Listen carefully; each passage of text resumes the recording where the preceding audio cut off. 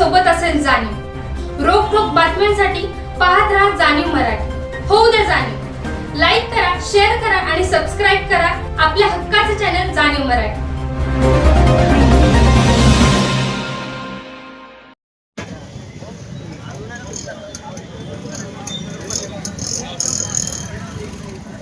Doctor Babasaheb आंबेडकरांचा विजय असो।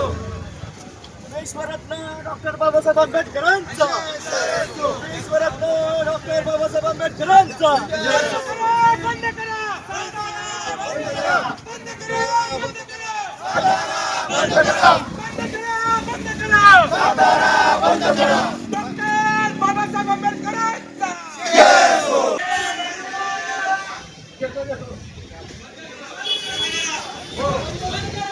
प्रेमानं सांगतोय बंद करा बंद करा बंद करा बंद करा दगड घालू लावू नका।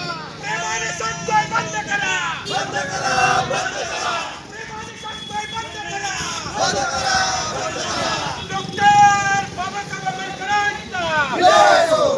बंद करा बंद करा बंद करा बंद करा प्रेमानं सांगतोय बंद करा बंद करा बंद करा एक कलेक्टच्या वाला बंद करा बंद करा बंद करा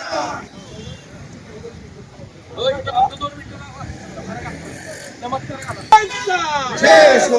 क्रांतिगुरु वीर लवजी वस्ताद चळवळ विजय असो विजय असो।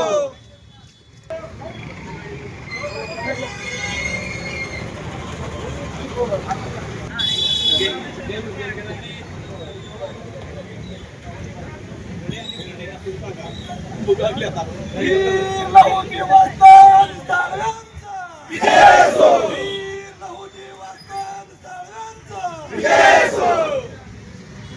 जब जब जुल्मी जुल्म करेगा सत्ता के अधिकारों से, तब तब चप्पा गूंज उड़ेगा जय भीम के नारों से।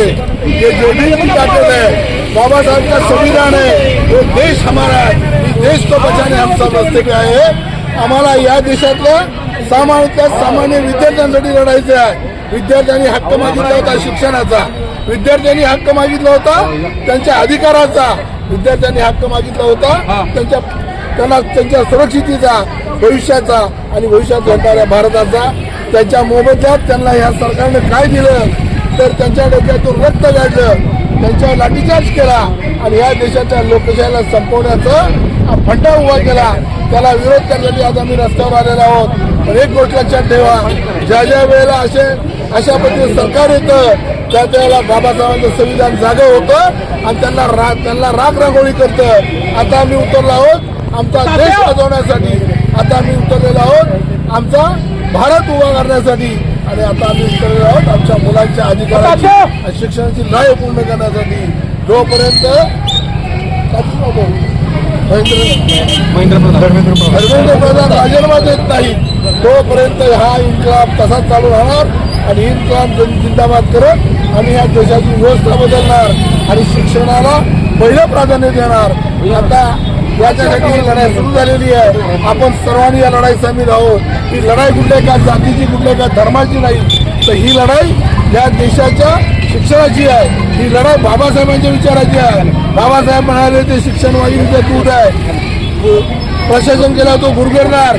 आम्हाला ही दूध आमच्या येणाऱ्या पिढीला पाजायचं आहे आणि ती लोकशाही जिवंत ठेवायची आहे। त्यासाठीची लढाई, ही लढाई सत्तेची नाही, ही लढाई आम्हाला सत्ता नसेल तरी चालेल पण आम्हाला शिक्षण हवं आहे आणि हे शिक्षण देण्यासाठी आम्ही एकत्र आलेलो आहोत। आता ही लढाई सर्वपक्षीय आहे, आम्ही सर्व पक्षाची मंडळी एकत्र आलेलो आहोत। प्रकाशजी आंबेडकरांनी आव्हान केलं असेल पण त्या आव्हानाला साथ देण्यासाठी सगळ्या घराघरातला माणूस बाहेर आलेला आहे। आता ही लढाई आमच्या एका जातीची न ठेवता प्रत्येक घरातल्या माणसाची झाली पाहिजे। ज्याचं पोरगं कॉलेज नाही त्यानं रस्ते आले पाहिजे, तर हा देश शिक्षण प्रधान होईल, अन्यथा होणार नाही।